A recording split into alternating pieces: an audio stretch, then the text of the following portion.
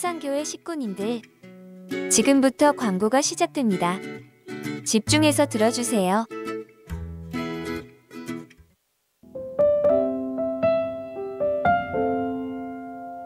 교회 소식입니다. 예배에 참석하신 분들과 인터넷으로 예배에 참여하고 계시는 모든 분들을 진심으로 환영합니다. 예배 및 모임 안내입니다. 사회적 거리두기 단계에 준해 좌석수 20%의 인원이 모여 4칸씩 띄워 앉아 예배드립니다. 은혜홀에 1부 240명, 2부 240명 참석 가능하며 다른 공간에서 모임도 가능합니다. 오늘 오후 예배는 미 에반겔리아 대학 총장 김성수 목사님께서 설교하십니다. 오늘 오후 예배 시간이 교사 세미나 관계로 2시 30분으로 변경됩니다. 2021년 하반기 교사 세미나 안내입니다. 공감회복 전문가 입문과정 워크샵으로 일시는 8월 29일, 9월 5일, 9월 12일 3주간 주일 오후 예배 후이며 장소는 은혜홀, 강사는 김성수 총장, 엘리 김 교수입니다. 대상은 주일학교 교사, 학부모, 다음 세대 신앙 양육 관심자입니다. 믿음 안에서 다음 세대를 세워가는 자리로 모든 분들을 초대합니다. 오늘 세미나는 오후 2시 30분부터 시작합니다. 2021년 후반기 수클 안내입니다. 일정은 9월 8일부터 12월 중 매주 수요일 10에서 16주 과정입니다. 개설 과목 및 강사를 알려드립니다. 백투베이직, 이주영 목사, 1:1 제자 양육 훈련, 양육자 과정 김창성 목사, 동반자 과정 1:1 양육자 과정 수료자, 구약 파노라마 권진덕 목사입니다. 신청 기간은 29일 주일 오늘까지이며 수강 신청 및 접수는 사무실에 신청서가 준비되어 있으니 사무실로 해주시기 바랍니다. 후반기 1:1 제자훈련 양육사역자 모집 안내입니다. 지원 대상은 사상교회 1:1 제자훈련 양육자 과정 수료자이며 사역 내용은 동반자 과정 신청자를 1:1로 양육합니다. 모든 문의는 김창성 목사에게 하시기 바랍니다. 담임 목사 방송 설교 안내입니다. 부산 극동방송 전파 선교사와 함께하는 역전승 40일 기도 32일차 8월 31일 화요일 오후 4시 40분, 33일차 9월 1일 수요일 오후 4시 40분입니다. 채널은 방송 당일 카카오톡으로 발송해 드리겠습니다. 교우 소식입니다. 결혼 소식입니다. 이 구역 정상식 집사, 김옥희 비집사의 자녀 수환군의 결혼식이 9월 4일 토요일 오전 11시 30분에 부산 연제구 K웨딩홀 4층 K7홀에서 있습니다. 위에서 기도해 주시고 축하해 주시기 바랍니다. 이전 개업 소식입니다. 106구역 김형규 집사, 마인영 집사, 프로 세차 만들기 모독 지하철역 2번 출구로 이전 개업하였습니다. 이사 소식입니다. 44구역 이목란 집사 삼락동, 믿음 1구역 서순옥 집사 덕포동으로 이사하였습니다. 교계 소식입니다. 부산 서부노회 주일학교연합회 순회 헌신 예배가 오늘 오후 3시 모라중앙교회에서 있습니다. 사상교회 식구님들, 예배에 집중할 수 있도록 지금 각자의 휴대폰을 점검하셔서 전원을 꺼주시거나 진동으로 설정해 주시기 바랍니다. 이 시간 경건한 마음과 몸가짐으로 하나님께서 기뻐 받으시는 예배되도록 최선을 다하시고 하나님께 드리는 예배와 선포되는 말씀을 통해 큰 은혜 받으시기 바랍니다. 할렐루야. 네, 이제 다 자리에서 일어나시기 바랍니다. 우리 사랑하는 사상교회 식구 여러분, 오늘 거룩하고 복된 주일을 저희들이 맞이했습니다. 이제 우리의 마음과 뜻과 정성을 다하여 살아계신 하나님께 영과 진리로 예배드리겠습니다.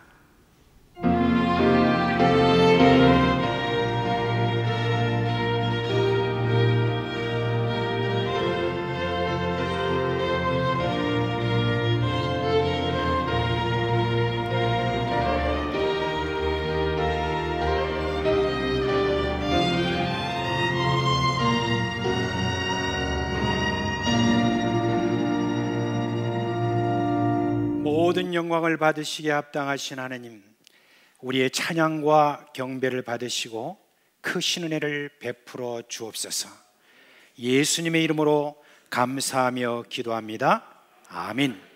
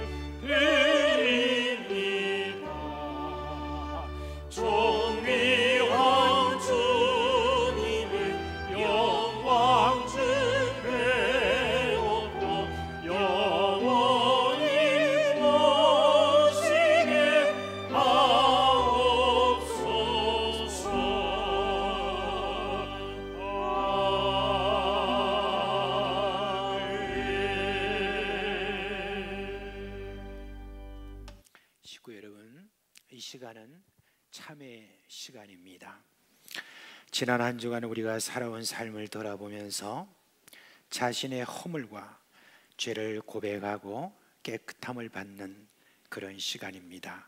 이 시간 우리 다 같이 주여 한번 부르고 회개하도록 하겠습니다. 주여.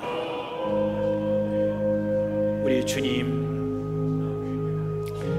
우리를 위한 주님의 십자가 앞에 다시 한번 주님이 섭니다. 우리로 하여금 주님께서 주신 그 놀라운 은혜 속에서 살아야 마땅하지만 그렇게 하지 못한 주님의 또한 시간들을 우리가 기억하지 않을 수 없습니다.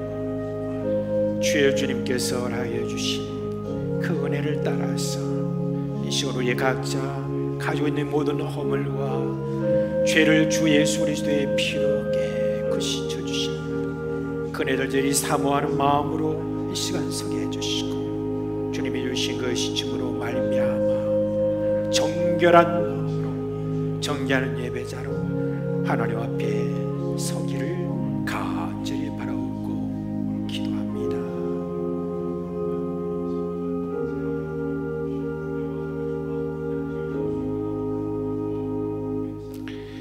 우리 주 예수 그리스도의 이름으로 감사하며 기도합니다. 아멘. 그러므로 이제 그리스도 예수 안에 있는 자에게는 결코 정죄함이 없나니 이는 그리스도 예수 안에 있는 생명의 성령의 법이 죄와 사망의 법에서 너를 해방하였습니다. 아멘. 나는 전능하신 아버지 하나님 천지의 창조주를 믿습니다. 나는 그의 유일하신 아들 우리 주 예수 그리스도를 믿습니다. 그는 성령으로 잉태되어 동정녀 마리아에게 선하시고 본디오 빌라도에게 고난을 받아 십자가에 못 박혀 죽으시고 장사된 지 사흘 만에 죽은 자 가운데서 다시 살아나셨으며 하늘에 오르시어 전능하신 아버지 하나님 우편에 앉아 계시다가 거기로부터 살아있는 자와 죽은 자를 심판하러 오십니다. 나는 성령을 믿으며 거룩한 공교회와 성도의 교제와 죄를 용서받는 것과 몸의 부활과 영생을 믿습니다. 아멘.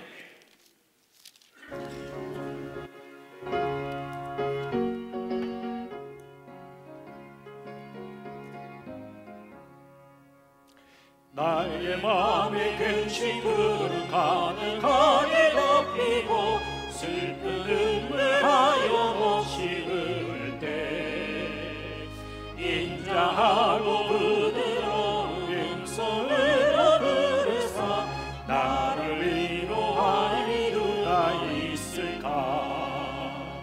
주 예수 주 예수 주 예수밖에 누가 있으랴.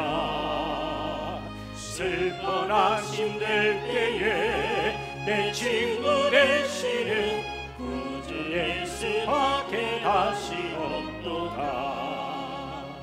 무거운 짐들에 지고 인생 길을 가는 자 힘이 없어 쓰러지려 할 때에 능력 있는 발을 펴서 나의 손을 붙들어 나를 구해주리 누가 있을까. 주 예수 주 예수 주 예수밖에 누가 있으랴. 슬픈 악심낼 때에 내 친구 되시는 구주 예수밖에 다시 없도다. 지은 죄를 돌아오니 부끄럽고 괴로워 사납게나 맘에 평안 없을 때 주한 죄인 용납하사 내 안아주시고 깨끗하게 하신 이가 누굴까. 주 예수 주 예수 주 예수밖에 누가 있으랴. 슬픈 아심될 때에 내 친구 되시는 구주 예수밖에 다시 없도다. 요단강을 건너가서 시온성을 향할 때 나와 항상 동행하리 누굴까. 두려움의 검은 구름 모두 헤쳐버리고 나의 갈 길 인도하리 누굴까. 주 예수 주 예수 주 예수밖에 누가 있으랴. 슬픈 악심낼 때에 내 친구 되시는 구주 예수밖에 다시 없도다.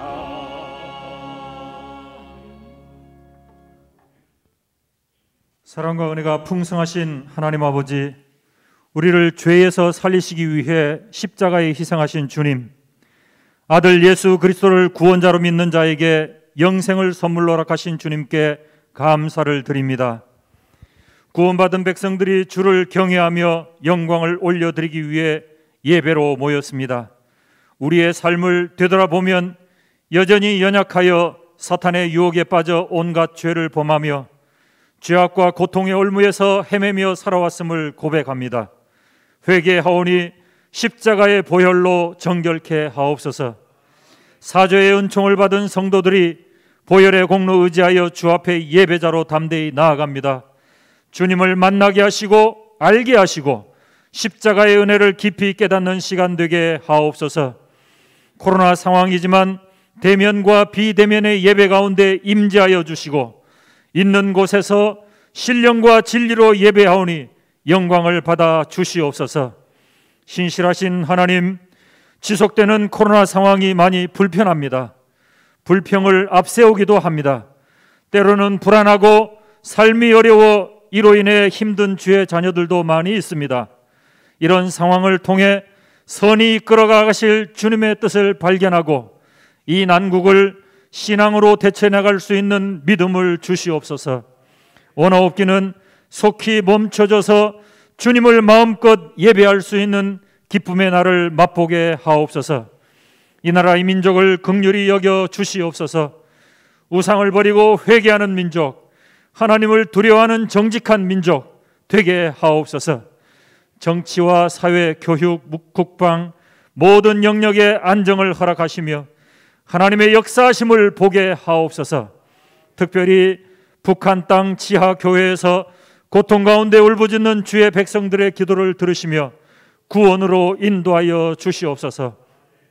전 세계에 나가 계신 선교사님들의 사역과 안전과 건강을 지키시며 복음의 능력이 뜨겁게 일어나게 하옵소서. 다음 세대의 신앙 성장을 위하여 교사 세미나와 비전관 건축을 위해 기도합니다. 오늘부터 3주간 실시되는 교사들의 교육과 훈련이 준비된 강사 목사님을 통해 주의 능력으로 이루어지게 하시며 다음 세대를 주의 자녀로 신실하게 양육하는 기회가 되게 하옵소서. 또한 지역사회의 섬김과 구원과 사랑의 실천을 위해 아름답게 비전관이 건축되도록 은혜를 베풀어 주시옵소서. 이 일로 인해서 온 교회가 하나 되는 놀라운 역사가 있게 하여 주옵소서. 하나님, 우리 성도들에게 삶의 곤고한 문제들을 안고 나왔사오니 아버지 하나님, 불쌍히 여겨 주시옵소서. 질병과 암투병의 문제, 영적인 억눌림, 부부의 문제, 사업의 문제, 취업, 결혼, 출산, 자녀 양육의 문제 등 주께서 세밀히 간섭하여 주셔서 회복과 치료의 은혜를 맛보게 하옵소서. 해외에 나가 있는 자녀들과 또한 군복무 중에 있는 자녀들에게 안전과 건강을 지켜주시고 영육간에 품은 비전을 펼치는 멋진 삶을 살도록 인도하옵소서. 이 시간 단위에 세우신 담임 목사님을 통해 주님의 말씀을 듣겠습니다. 목사님께서 말씀 전하실 때 하늘의 보화를 캐내어 우리에게 생명을 공급하시며 우리의 영안이 열리고 영적인 귀가 열려 죄의 깨달음과 회개의 역사가 있게 하옵소서. 말씀 안에서 누리는 하늘의 기쁨으로 땅의 고통을 넉넉히 이겨나가는 성도들 되게 하옵소서. 아들을 통해 계시된 하나님의 말씀이 영의 양식이 되어 새 힘을 공급받는 은혜의 시간 되게 하옵소서. 오늘도 성전 여러 곳에서 섬기며 수고의 땀을 흘리는 주의 자녀들에게 은혜와 복을 주시고 악기로 찬양에 임하는 주의 자녀들에게 큰 은혜를 베푸셔서 하나님께만 영광이 올려지게 하옵소서. 우리를 거룩한 예배자로 세워주신 주님께 감사드리며 예수님의 이름으로 기도하옵나이다. 아멘.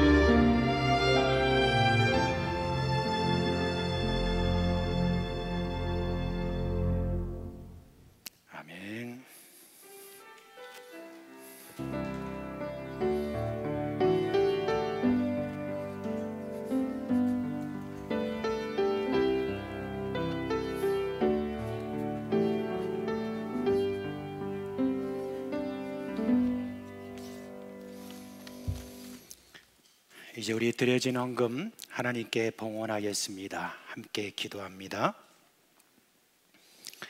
우리를 복되게 하시고 복을 전하게 하신 주님, 그 은혜와 사랑을 감사드립니다. 세상은 여전히 불안합니다. 그래도 저희는 이 불확실한 세상 속에서 확실하신 하나님을 신뢰하도록 해주시고 이 예배의 자리로 나올 수 있게 해주시니 감사합니다. 하나님, 우리에게 품으신 마음은 재앙이 아니라 소망이라고 했습니다. 그 소망을 품고 이 세상과 역사를 주관하시는 하나님의 선하신 뜻을 신뢰합니다. 몰아치는 풍랑과 비바람이 아무리 맹렬해도 주님 말씀만 하여 주옵소서. 천하의 모든 것이 잠잠해질 것입니다. 이 시간 주정 11조 감사 그리고 각종 목적 헌금을 드립니다. 한 주간 우리에게 일어난 그 많은 어려움 속에서도 어려움을 어려움으로 생각지 아니하고 범사의 하나님 앞에 감사하는 사랑하는 우리 식구들의 이 모든 헌금을 받아 주옵소서. 그리고 헌금의 쓰임새가 하나님의 마음에 맞도록 축복하여 주시옵소서. 사랑하는 식구들의 살림이 궁핍하지 않도록 하여 주옵시고 생업의 복을 주셔서 여호와 이레를 늘 체험하게 하여 주시옵소서. 우리 주 예수 그리스도의 이름으로 기도합니다. 아멘. 자, 우리 이 시간 성경암송 8월달 성경암송 함께 하도록 하겠습니다. 시작. 요한복음 8장 12절 말씀. 예수께서 또 말씀하여 이르시되 나는 세상의 빛이니 나를 따르는 자는 어두움에 다니지 아니하고 생명의 빛을 얻으리라. 요한복음 8장 12절 말씀. 아멘. 자, 오늘 설교할 말씀 본문 읽겠습니다. 사무엘상 26장입니다. 사무엘상 26장입니다. 6절로 12절에 있는 말씀 보겠습니다. 사무엘상 26장 6절로 12절 말씀. 네, 우리 그러면 한 목소리로 읽겠습니다. 이에 다윗이 햇사람 아비멜렉과 스루야의 아들 요압의 아우 아비새에게 물어 이르되 누가 나와 더불어 진영에 내려가서 사울에게 이르겠느냐 하니 아비새가 이르되 내가 함께 가겠나이다. 다윗과 아비새가 밤에 그 백성에게 나아가 본즉 사울이 진영 가운데 누워 자고 창은 머리곁 땅에 꽂혀 있고 아브넬과 백성들은 그러들러 누웠는지라.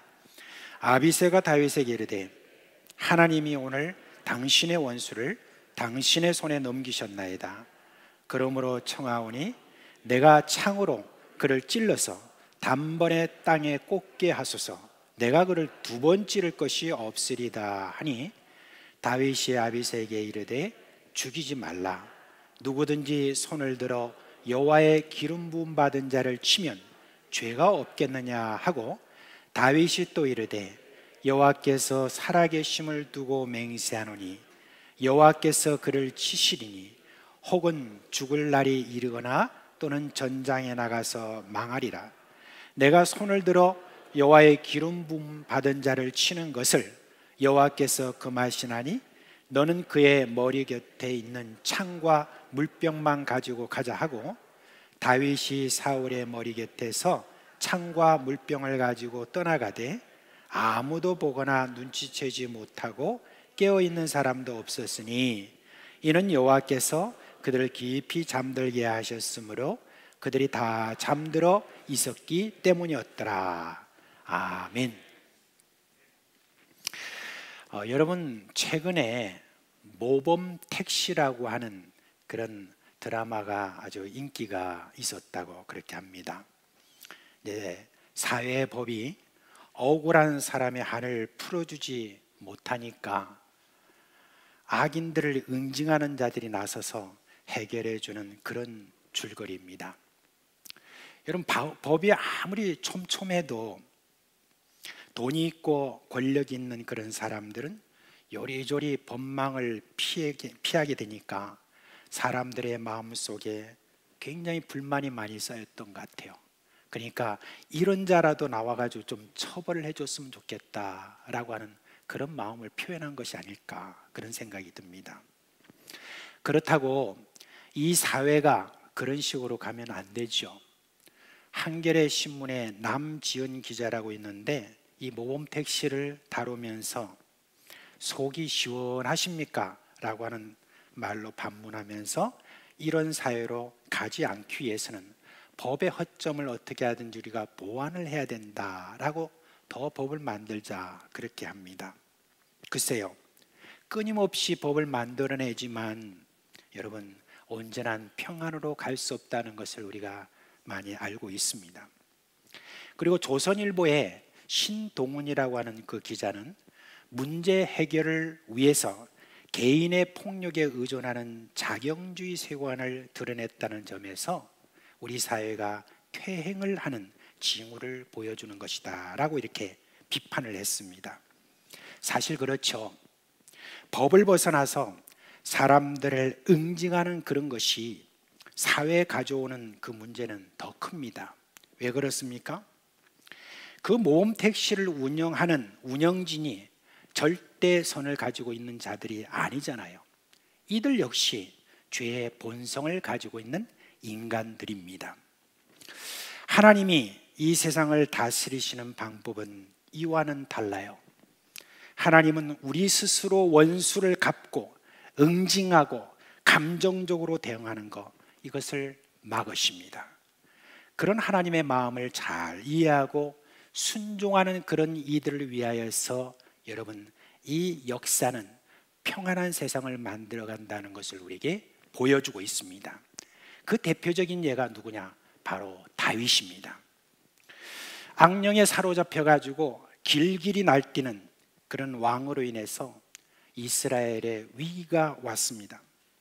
그 왕에게 시달린 백성들의 한숨은 늘어가고 주변 나라들의 침략으로 온 땅은 피폐하게 되었습니다. 이제 그 왕을 없애고 새 왕을 우리가 세워야 된다는 그런 여론이 들끓었습니다. 그 대표적인 인물이 누구냐? 바로 다윗이 그 인기가 있었습니다. 그러나 그 다윗은 그 여론을 등에 업고 여러분, 얼마든지 저가 왕을 없앴음에도 불구하고 또 2번이나 기회를 찾아왔지만 그 여론에 여러분 따르지 않았습니다.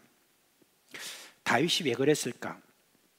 그것을 오늘 여러분께 말씀드리고 하나님의 자녀인 우리 그리스도인이 세상을 다스려가는 그런 지혜로 적용하기를 원합니다.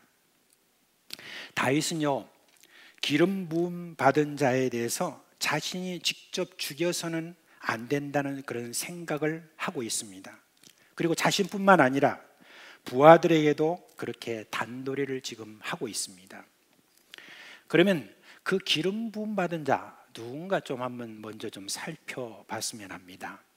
구약 성경에서 기름이다 그렇게 하면 감람유, 오늘날로 말하면 올리브유를 말합니다. 이 감람기름은 살림살이에도 쓰기도 하고 그리고 약품과 화장품으로도 그렇게 썼습니다. 또한 감람기름은 향료를 섞은 다음에 무슨 특별한 의식이 있으면 그 의식에도 쓰였습니다. 그러면 이제 기름 부음이라는 말이 무슨 말인가? 기름 부음이라는 것은 기름을 머리에 이렇게 붓거나 그리고 몸에 바르는 그것을 이야기합니다. 그런데 3가지 경우에 이걸 사용했는데, 첫째는 상처를 치료하기 위해서 사용됐고, 둘째는 종교의식, 즉 제사를 드릴 때 사용했는데, 하나님께 바치는 물건이나 사람 또는 회막에, 그 다음에 제단에 발랐다고 합니다. 그리고 3번째로는 선지자나 제사장 그리고 왕을 세울 때 머리에 기름을 부었습니다. 그런데 특별히 이스라엘에게 있어서 왕이라는 사람은 가장 높으신 왕이신 하나님께서 권력을 위탁받았다는 그런 의미를 가졌기 때문에, 그래서 왕을 여호와의 기름을 부음받은 자다라고 특별히 그렇게 칭하게 되었습니다. 이 칭호가 다윗의 집안에서는 구원자라는 어떤 그 말로 쓰였고 메시아라는 그 단어로 발전합니다. 기름 부음을 받은 자라고 하는 말이 히브리 말로 마시아흐 이렇게 이야기합니다. 즉 메시아라고 말하는 거예요. 그리고 헬라어로는 우리가 잘 알다시피 그리스도라고 합니다. 근데 여러분, 예수님은 바로 이 세 직분을 다 같이 받은 분이죠. 그래서 예수님을 뭐라고 하느냐? 기름 부음을 받은 자라고 그렇게 하고 저를 메시아다라고 그렇게 하는 것입니다. 자, 그러면 이제 예수님 이후에 그러면 이제부터는 기름 부음 받은 자는 없는 것입니까? 여러분 어떻게 생각하세요? 예수님 이후에 기름 부음 받은 자가 있어요, 없어요? 일부 예배에서도 침묵을 하시던데 2부 예배에서도 여러분 여전히 침묵하시네요. 모를 때는 그냥 모릅니다 그렇게 말하면 되는데, 자, 여러분 기름 부음 받은 자가 없다고도 말씀할 수 있고 있다고도 그렇게 말할 수가 있습니다. 저는 있다고 일단은 제가 말씀을 드리겠습니다. 보통 목사를 가리켜서 하나님의 기름을 부은 그런 받은 자다라고 이렇게 이해하는 이들이 있습니다. 또 목사뿐만 아니라 이렇게 우리가 안수를 받는 그런 장로 그리고 집사, 그럴 때 기름 부음을 받았다, 뭐 그런 어떤 이야기를 이렇게 하는 건데, 여러분 이것은 기름 부음을 받은 자들이다 하는 그런 뜻이 아닙니다. 그저 안수를 받았다는 그런 뜻밖에는 없는 것입니다. 기름 부음 받은 자가 목사다라고 여러분 그렇게 생각하시면 안 됩니다. 그것은 오해입니다. 그 근거를 말씀드릴게요. 요한일서 2장 27절에 보면 너희는 주께 받은 바 기름 부음이 너희 안에 거하나니 라고 그렇게 말했습니다. 여기서 말할 때 목사나 장로 그리고 여러분 집사를 지금 이야기하는 게 아니지요. 여기서 너희라는 말은 예수를 믿는 모든 성도를 말합니다. 그러니까 모든 성도는 기름 부음을 받았다는 그런 말이죠. 물론 여기서 기름 부음을 받았다는 이 말은 감람유를 갖다가 뭐 부었다 또는 발랐다라고 하는 그런 뜻은 아닙니다. 성령을 받았다라고 하는 그런 상징적인 표현인 것입니다. 그래서 굳이 오늘날 기름 부음을 받은 자들이다라고 이렇게 말한다면 예수를 구주로 믿은 그런 모든 형제 자매를 가리킵니다. 예수님을 믿은 성도 모두가 하나님의 기름 부은 그런 받은 자다라고 하는 것입니다. 다윗은 당시 왕은 하나님의 기름 부음 받은 자로서 인간이 그에게 해를 가하거나 죽여서는 안 된다는 그런 생각을 가졌는데, 여러분 이 생각은 다윗의 독특한 생각이라고 여러분 생각하셔야 됩니다. 그 당시에 살고 있었던 그런 사람들이 모두가 다 그런 생각을 가졌다는 거, 여러분 그거는 여러분 오해입니다. 왜 그러냐면 그 근거를 말씀을 드릴게요. 그 당시에 그 생각이 사람들에게 일반적으로 가지고 있었다고 한다면은 뭔가 지금 거기에 다른 하나님의 말씀에 지시가 있어야 돼요. 이 사울 왕은 첫 왕이거든요. 첫 왕인데 그 왕을 이렇게 세울 때에 사무엘 선지자가 왕에 대한 여러 많은 어떤 이야기를 하는데, 왕이 나쁜 짓을 했을 때 거기에 대한 처벌을 어떻게 해야 된다는 그런 규정은 하나도 없습니다. 그리고 그 이후로도 그런 왕에 대한 어떤 처벌 규정이 사실은 없었습니다.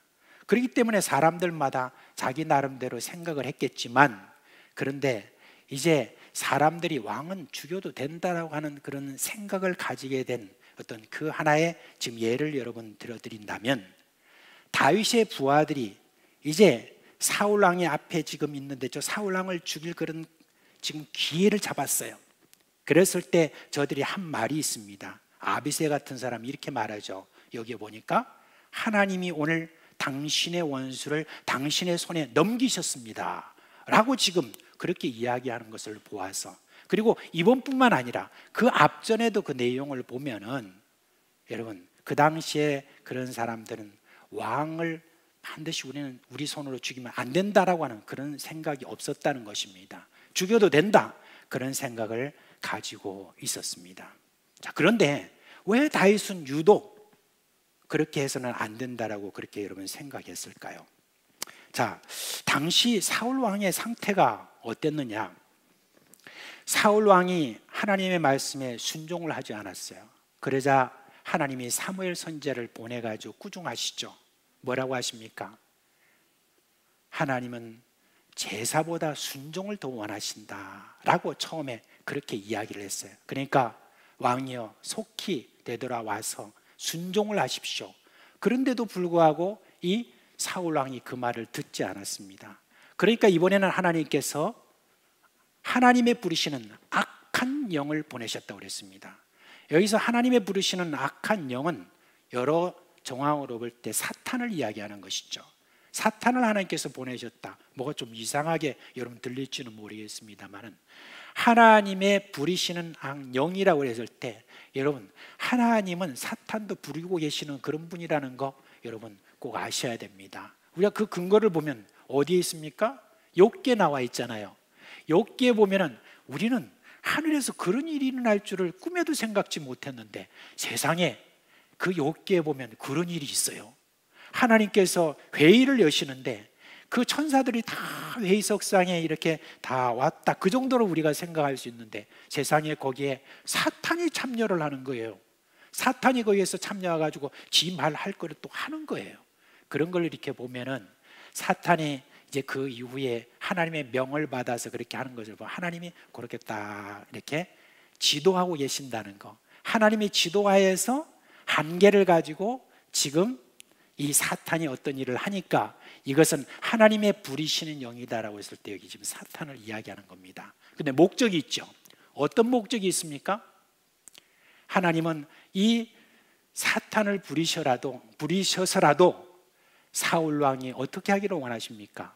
회개하기를 원하시는 거죠. 회개하고 영적으로 제가 깨어나기를 그렇게 원했는데 세상에 이 사울은 그렇게 하지 못했습니다. 계속해서 이 악령에 시달리기는 하는데, 시달리면서 제가 하나님 앞에 나와가지고 하나님 잘못했습니다, 회개하는 것이 아니라 더 마음을 강팍하게 그렇게 하는 것이죠.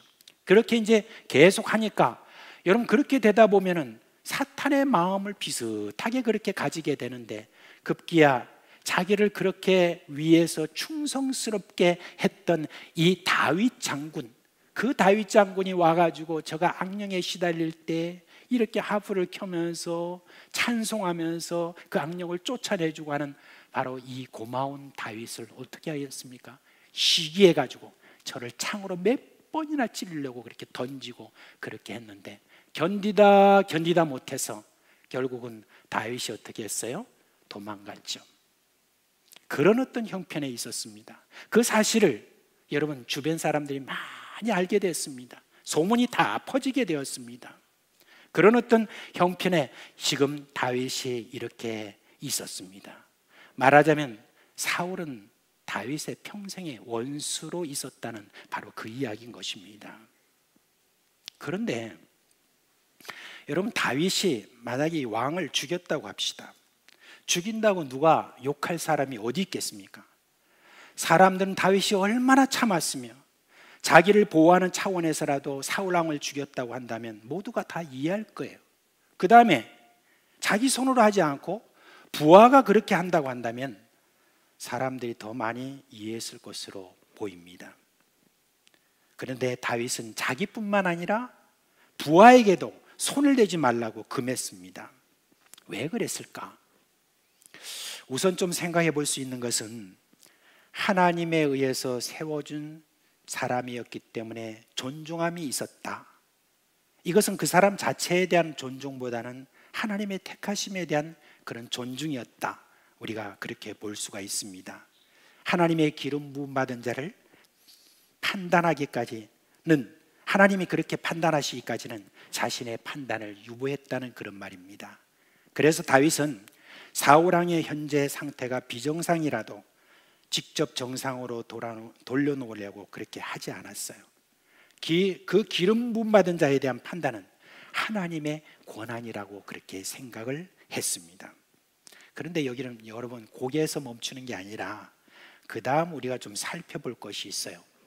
오늘 우리가 읽은 본문의 사건 이후에 다윗이 하나님께 기도한 그런 내용이 있는데 사무엘상 26장 24절에 보니까 이렇게 지금 기도하죠.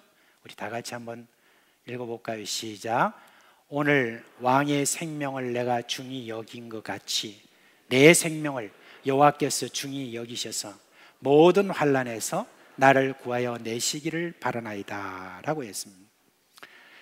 이 기도문에서 우리는 다윗의 기대를 볼 수 있어요. 다윗이 한 이 행동을 하나님께 기쁘게 여기실 것이라는 것, 그리고 정말 자신이 잘했다는 그런 안심이 서려 있는 그런 기도문입니다. 그런데요, 다윗이 의도하든 의도하지 않았든 다윗이 사울을 죽이지 않은 것은 여러분 고도의 정치적인 행위였다는 겁니다. 다윗이 만약 사울 왕을 죽였다고 합시다. 그러면 어떻게 되는 것이죠? 그냥 표면적으로 보면 사람들이 잘했다고 하고 그냥 속 시원하다고 그렇게 할 것입니다. 그런데 여러분 이것은 하나의 선례가 되는 겁니다. 기름 부음을 받은 왕이라도 죽여도 괜찮다는 그런 생각이 이스라엘 백성들에게 인식될 것이고, 그리고 자기 자신도 기름 부음 받은 자인데 여러분 자기 목숨도 언제 어떻게 될지 모르는 것이죠. 그래서 자신의 측근이 사울 왕을 죽이려고 할 때도 그렇게 강하게 금지했던 것입니다. 여러분 이런 모습은 사울이 죽은 뒤에 일을 처리하는 방법에서 우리가 볼 수 있어요. 사울 왕이 이제 블레셋 군대와 막 싸우다가 죽었지 않습니까? 이제 죽고 난 다음에 그 죽은 시체가 있는 곁으로 이 아말렉 사람이 쭉 이렇게 지나가게 되었습니다. 사울의 시체를 보고 머리를 보니까 왕관이 있고 팔에 팔찌 있는 거 보고 필시 이거는 사울 왕이구나. 그렇게 해서 아말렉 사람이 그 왕관을 벗기고 팔찌를 벗기고 그리고 난 다음에 이제 내가 출세하겠구나 해서 그것을 가지고 다윗 왕에게 갔습니다. 그러니까 다윗 왕이 너 이거 어디서 났냐? 제가 이렇게 보니까 사울 왕이 지금 막 죽을 지경에 있는 그것을 보면서 제가 이렇게 죽였습니다. 그리고 이 왕관과 이 팔찌를 제가 뺏어가지고 지금 가져온 겁니다 라고 신이 나가지고 상을 받을 줄 알고 그렇게 했는데 다윗 왕은 어떻게 하죠? 저를 당장 죽이라고 그랬는데 뭐라고 말하면서 죽입니까? 네가 감히 하나님의 기름 부음 받은 자를 네가 함부로 네가 해할 수 있다고 생각했느냐? 당장 저놈을 죽여라. 그래서 바로 목을 베었지 않습니까? 근데 그것뿐만이 아닙니다. 이후로 이제 사울 왕이 죽고 난 다음에 그 다음에 어떤 일이 벌어졌습니까? 유다 지파는 이 다윗 왕을 따르게 되고, 그리고 이스라엘 쪽에 있는 그런 다른 지파들은 이제 이스보셋이라고 하는 사울 왕의 이 아들을 이렇게 세워가지고 그래서 거기에 또 북왕국을 이룹니다. 그래서 남왕국과 북왕국이 이렇게 이제 둘로 나눠져 가지고 있는데, 그런 가운데서 이제 가만히 상황을 보니까 다윗의 나라는 점점 왕성해 나가고, 그리고 이스보셋의 지금 북이스라엘은 점점 이렇게 꺼져가고, 그런 걸 보니까 이스보셋의 그 부하들이 요때 좀 우리가 뭔가 좀 공을 세워야 되겠다 그렇게 생각해서 어느 날 침상에서 자고 있는 이스보셋의 두 사람이 가가지고 그냥 저를 쳐서 목을 쳐가지고 그래가지고 목을 딱 이렇게 머리를 안고 그리고 다윗에게 옵니다. 다윗에게 오면 큰 칭찬을 받을 줄 알고 이렇게 왔는데, 세상에 다윗이 내가 지난번에도 이런 어떤 모습들을 보고 네가 하나님의 기름 부음 받은 자를 감히 어떻게 했느냐라고 그렇게 말한 적이 있는데, 그런 어떤 생각을 내가 다시 한번 표현한다. 분명하게 말한다. 어떻게 네가 하나님의 기름 부음 받은 자를 이렇게 목을 쳤냐? 당장 저놈을 죽여라. 그래가지고 그 두 사람이 다 죽었잖아요. 그런 걸 이렇게 보게 되면 다윗이 한 번으로 그렇게 하나님의 기름 부음 받은 자에 대한 그런 이야기가 아니라, 다윗은 이런 어떤 것들을 통하여서 자기가 가지고 있는 분명한 지금 정치적 뭔가 계산이 있었다는 것을 볼 수가 있습니다. 말하자면 다윗은 세상 사람들의 민심이라는 것, 그것은 하루아침에 바뀐다는 것을 알고 기름 부음 받은 자를 죽일 수 있다고 하는 그런 데 대한 선례를 남기지 않았던 것, 달리 말하면 자기를 여러분 보호하는 차원도 거기 있었다는 것, 여러분 그것을 우리가 알 수가 있습니다. 이와 관련해서 어떤 목사님이 저와 비슷한 생각을 가지고 있는 그런 분인데 조금 차이는 있지만은 다윗의 행동을 아주 흥미롭게 이렇게 말했어요. 제가 그 내용을 읽어드릴게요.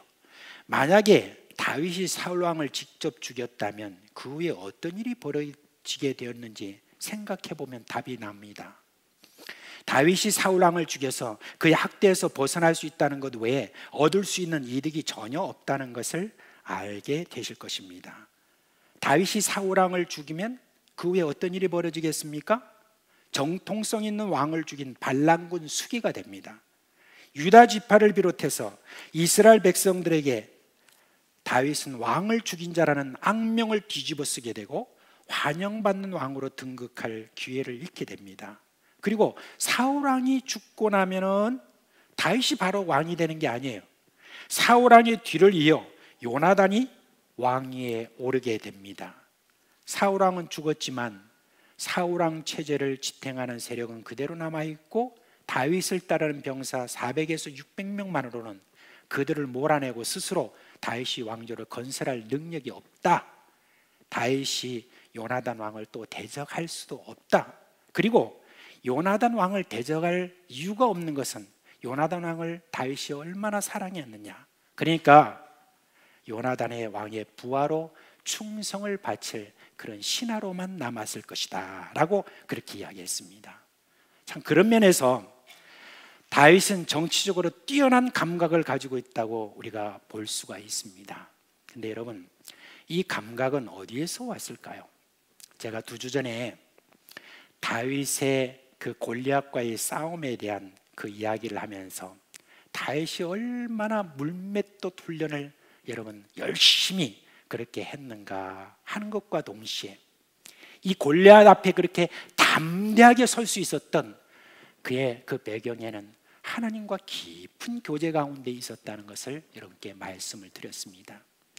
하나님과 깊은 교제 가운데 있을 때에 거기에는 담대함이 거기에도 있겠지만 또 한 가지 우리가 이렇게 보니까 세상을 바라보고 어떤 이치를 여러분 바라보는 그런 감각이 하나님으로부터 여러분 그 지혜를 배웠다는 것을 우리가 여기서 알 수가 있는 것입니다. 이제 하나님과의 그런 깊은 교제 속에서 저가 담대함으로 그냥 끝나는 것이 아니라 내가 하나님의 이름으로 나간다라고 하는 그런 용기 있는 어떤 말만 하는 그런 것이 아니라 하나님이 이 세상을 다스리시는 그 지혜, 달리 말하면 여러분 정치력을 갖추게 되었다는 겁니다. 하나님이 다윗에게 감정에 치우치지 않고 공간과 시간을 살펴보는 그런 해안을 주셨다는 바로 그 이야기인 것입니다. 여러분, 앞서 말씀드린 것처럼 교회의 모든 성도는 기름 부음 받은 자라고 그렇게 말씀을 드렸습니다.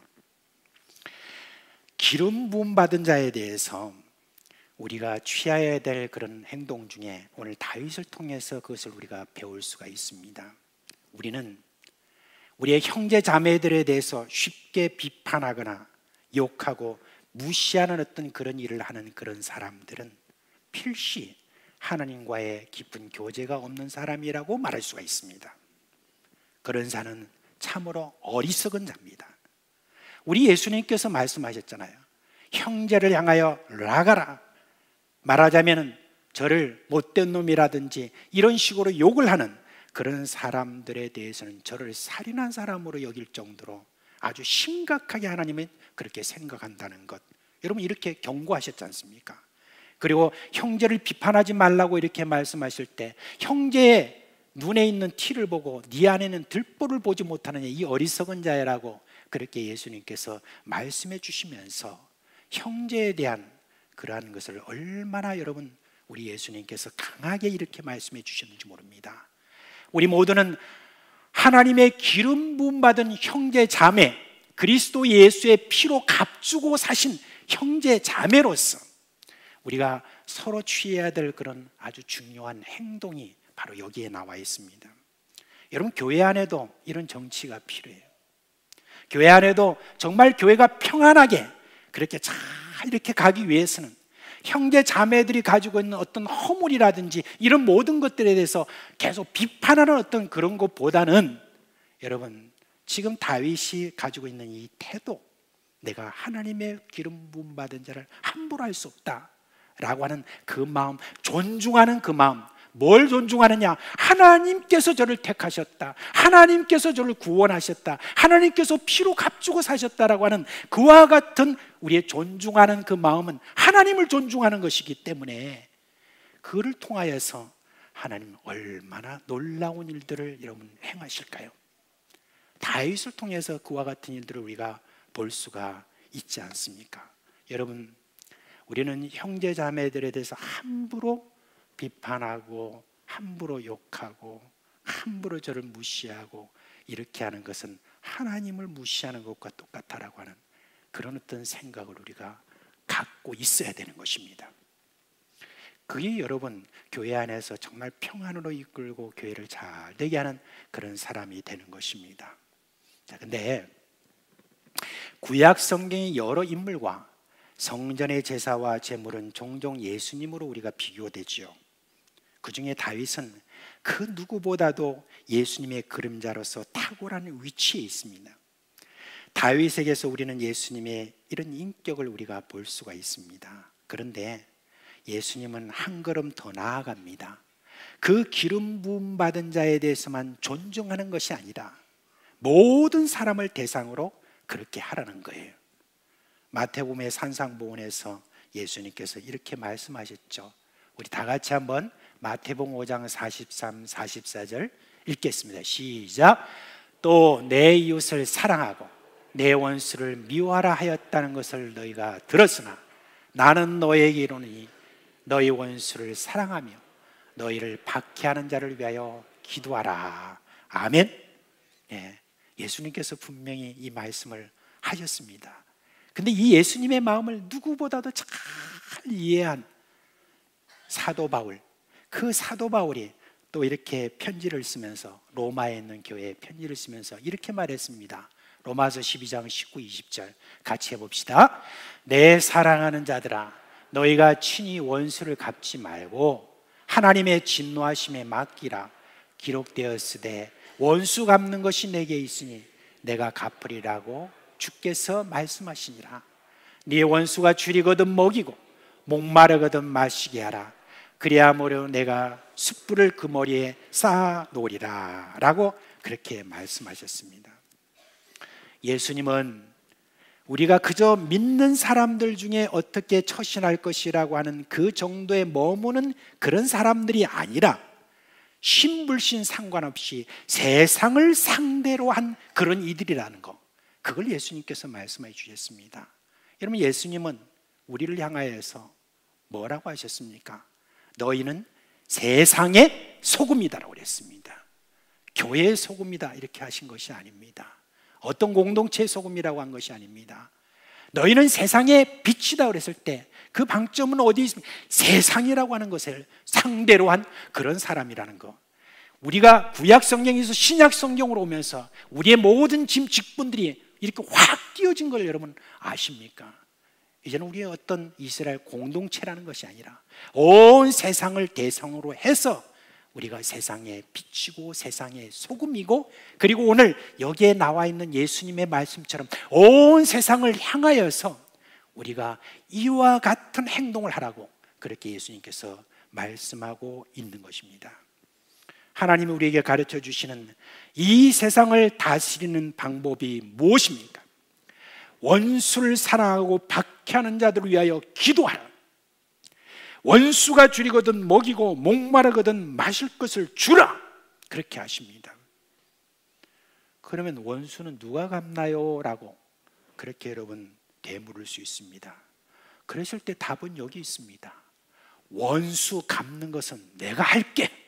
하나님께서 그렇게 말씀하시는 겁니다. 여러분, 이야말로 이 세상을 평안으로 이끄는 탁월한 정치력 아니겠습니까? 여러분, 우리 그리스도인들 중에는 정치에 대해서 알레르기 반응을 보이는 그런 분들이 있죠. 교회에서는 정치를 말하지 말라, 뭐 이런 이야기를 해요. 근데 여러분, 저는 반대입니다. 정치란 인간사에 꼭 필요한 것이고, 하나님은 우리 그리스도인이 좋은 정치하기를 원하세요. 제가 정치하니까 어떤 특정한 사람들을 여러분 가리킨다고 생각하실 것 같습니다. 근데 그렇지 않습니다. 저는 예수님을 믿는 사람들은 세상을 대상으로 하여 정치를 하는 사람이라고 생각합니다. 우리 그리스도인은 하나님이 세상에 보내신 정치인입니다. 그러기에 여러분은 좋은 정치인이 돼야 돼요. 악한 자들이 하는 그런 모략과 모함과 그리고 선한 탈을 쓰고 응징과 보복을 하는 그런 정치가 아니고요, 그런 모습을 보면서 그냥 입으로 쯧쯧하면서 말세야 말세라고 하는 바로 그런 사람이 아니라는 겁니다. 방관자가 아니라는 겁니다. 오히려 적극적으로 세상을 평안으로 이끌기 위해서 노력하는 고상한 정치인이 되어야 된다는 거, 그걸 말씀드린 겁니다. 사랑하는 식구 여러분, 오늘 제가 다소 생소한 단어를 말했어요. 여러분은 정치를 하는 정치인이라는 말, 이게 참 생소하죠. 아직은 좀 어색할 겁니다. 그러나 이후로 여러분이 성경에서 나오는 그 인물들을 한번 잘 그런 면에서 한번 살펴보세요. 그렇다면 더욱 피부에 닿을 것입니다. 오늘 우리는 다윗이라는 하나님의 사람으로부터 세상을 평안으로 이끄는 그 정치력을 보았어요. 여러분, 이스라엘 역사에 있어서 참으로 평안한 그런 어떤 세상을 만들어갔던 그런 지금 인물이라고 하면 다윗과 솔로몬 시대였지 않습니까? 그런 정치력을 여러분들이 가졌던 것을 볼 수가 있습니다. 사람을 존중하고 원수를 친히 갚으려고 하지 않고 하나님께 맡기는 바로 그 생각입니다. 나아가서 예수님이 우리에게 세상을 평안으로 이끄는 정치를 가르쳐 주셨어요. 원수를 사랑하라고 하셨습니다. 누가 이 정치를 할 수 있습니까? 원수는 하나님이 갚으신다는 것을 굳게 믿는 우리 그리스도인이 아니면 누구겠습니까? 여러분, 저는 지금 이 코로나 시대를 우리가 맞이해가지고 세상 전체가 지금 팍 가라앉아가지고 어깨가 팍 이렇게 움츠러들고 죽겠다고 어떻게 하냐고 그렇게 하니까 우리 그리스도인들도 갑자기 이렇게 뭐가 어깨가 움츠러들고 그냥 축 처져가지고, 스펀지 모양 그렇게 지금 된 그런 모습을 이렇게 보면서 많은 분들이 이런 어려운 시대에 좀 위로하는 어떤 그런 말이 좀 필요하지 않습니까? 근데 여러분, 이 세상에 어떤 사람의 말이 뭐 그렇게 위로가 되겠습니까? 하나님이 주시는 그런 위로가 진짜 위로가 되겠는데, 하나님은 바로 이런 시대야말로 예수 그리스도를 믿는 사람들이 진짜 정치를 한번 해봐라, 진짜 이 세상에 있어서 사람들을 움직여가는 평안으로 진짜 이끄는, 사람을 응징하고 뭐 속 시원하고 이런 것이 아니라 진짜 사랑으로 원수를 사랑하는 그와 같은 것으로서 한번 너희가 정치해봐라 라고 하는 그런 기회가 아니겠습니까? 그래서 제가 1부 때 아까 좀 너무 처진 것 같아서 여러분 어깨 펴세요 그렇게 했습니다. 어깨 좀 펴세요. 좀 너무 움츠러든 것 같은 그런 느낌이 많이 드는데, 여러분 우리는 세상 사람들이 가지고 있는 그 수준을 넘어선 사람들이에요. 우리의 수준을 여러분 너무 낮게 보지 마세요.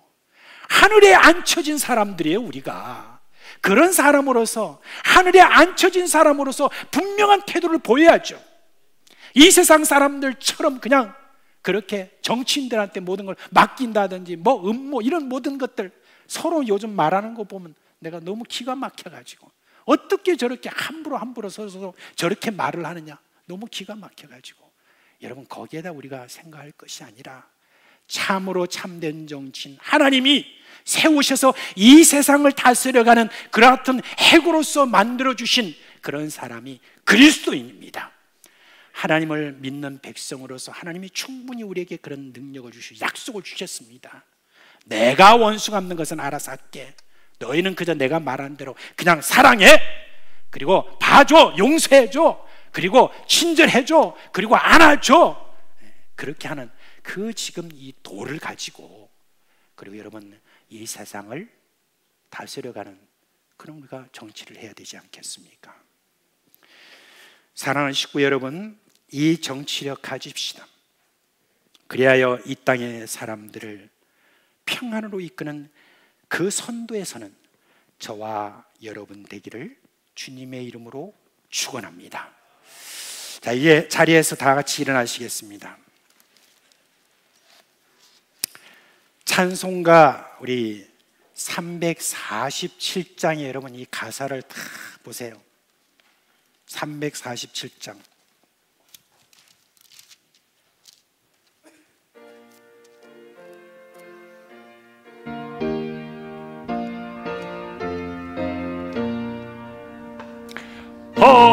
허락하신 새 땅에 들어가려면 마음의 준비 다하여 힘써 일하세. 여호수아 본받아 앞으로 가세. 우리 거할 처소리 주님 품일세. 시험 환난 당에도 낙심 말고서 맘의 걱정 버리고 힘써 일하세. 여호수아 본받아 앞으로 가세. 우리 거할 처소는 주님 품일세. 앞서 가신 예수님 바라보면서 모든 마음이 합하여 힘써 일하세. 여호수아 본받아 앞으로 가세. 우리 거할 처소는 주님 품일세. 이할 곳이 아직도 많이 있으니 담대하게 나가서 힘써 일하세. 여호수아 본받아 앞으로 가세. 우리 거할 처소는 주님 품일세. 이 시간 우리 다 같이 한번 좀 기도했으면 좋겠습니다. 이 세상을 향하여서 여러분 나아감에 있어서 주저함이 우리들 가운데 지금 참 많이 있는 것을 볼 수가 있습니다. 주님, 이 모든 장막, 우리 앞에 있는 모든 장애라든지 이런 거 아무것도 아닌데 우리가 두려워 떨고 하는 그와 같은 것들이 있는데, 주님 다시 한번 재무장합니다. 하나님께서 내게 주신 이 고상한 윤리, 고상한 정치력, 이 모든 것으로 능히 우리는 앞서서 이 모든 세상을 다스려가는 그런 자들이 될 수 있는 것 오늘 말씀 들었습니다. 주님 이 말씀 믿고 그렇게 저는 나가렵니다. 그 뒤의 것은 하나님께서 다 책임져 주십시오 라고 하는 그 마음을 가지고 우리가 이 시간 주여 한번 부르고 기도하겠습니다. 주여, 오늘 우리 주님 사랑하시고 복되어 주신 은혜 감사합니다. 다윗을 통하여 보여주신 주님이여, 그러한 주님의 주님과의 교제 속에서 지혜, 그리고 주님의 저가 뛰어난 고상한 그런 모든 모습들, 우리 주 예수 그리스도 주여 이 땅을 승리하고 결국 이 세상을 구원하신 그와 같은 주님의 존치를 주여 저희들이 주며 따라 배우며 이 세상을 평안으로 이끄는 그와 같은 주님의 놀라운 주님의 놀라운 능력, 이 모든 것들을 우리가 받았음을 알고 이렇게 기름 부음을 받았음을 알고 주여 우리 속에 있는 이 모든 주님의 기름 부음이 주여 나타나도록 계속해서 힘과 용기를 가질 수 있는 저희들이 되도록 주여 역사하여 주시옵소서. 우리 주 예수 그리스도의 은혜와 하나님 아버지의 그 크신 사랑과 성령의 우리 가운데 계시면서 우리에게 계속해서 예수 그리스도의 마음, 그리고 그 뒤를 이은 제자들과 사도들의 그 모든 마음, 이 세상을 다스려가는 그 놀라운 능력을 주시는 우리 성령의 역사가 사랑하는 우리 종들의 머리 위와 그 가정과 생업 위에 영원토록 함께 있을지어다. 아멘.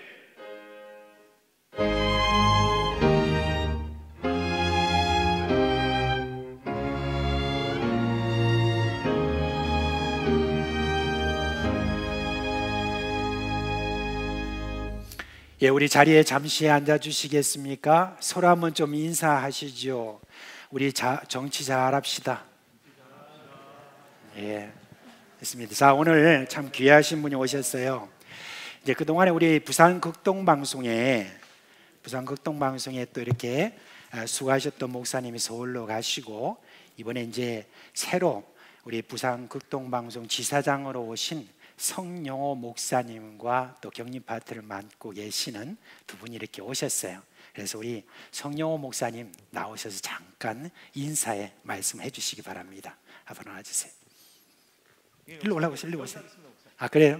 아, 저 중삼층이 안 보이잖아요. 아, 보이실 것 같은데. 일로 올라오세요. 일로. 제가 예, 일로 오세요. 자, 주님의 이름으로 인사드립니다. 이번에 새로 부산극동 방송에 왔습니다. 성영호 목사라고 합니다. 네. 사실 우리 총무국장님 같이 오셨는데 한번 잠깐 일어나 주시면, 우리 총무국장님 같이 오셨습니다. 네. 저한테는 대선배님이시고요. 함께 사역하고 있는데, 사실 주일 예배를 사모하는 마음으로, 정말 은혜를 사모하는 마음으로 왔는데, 사상교회 예배를 통해서 우리에게 큰 은혜를 허락해 주셨습니다. 회중 찬양과 기도와 또 앞에 오케스트라와 또 목사님의 귀한 말씀을 통해서 저희의 영혼이, 심령이 가득 주의 말씀과 은혜로 또 성령으로 충만하게 채워짐을 경험할 수 있었습니다. 사상교회를 축복합니다. 그리고 위에서 기도 많이 하겠습니다. 여러분들이 도와주시고 또 늘 기도해 주시고 함께 해 주셔서 부산극동방송이 지난 13년 동안 오직 복음만 전하고 있습니다. 주보를 보니까 오직 예수라고 돼 있잖아요. 저희하고 코드가 정확하게 맞습니다. 그래서 제가 다윗과 요나단 같은 느낌? 그러니까 저희가 극동방송이 오직 복음을 전하기 위해서 24시간 방송을 만들고 또 방송으로 송출된 것을 저희가 또 팔로우업을 통해서 영혼을 섬기고 교회를 세우는데 그 역할을 잘 감당하기를 원하고 있습니다. 늘 기도해 주시고 극동방송 사랑해 주시고 많이 애청해 주시고, 그래서 주님 오실 때까지 기도하기는 사상교회와 정말 동역자 의식을 갖고 선교의 파트너십을 가지고 하나님께만 영광 돌리는 극동방송 되기를 간절히 소원합니다. 계속해서 기도해 주십시오. 감사합니다. 고맙습니다.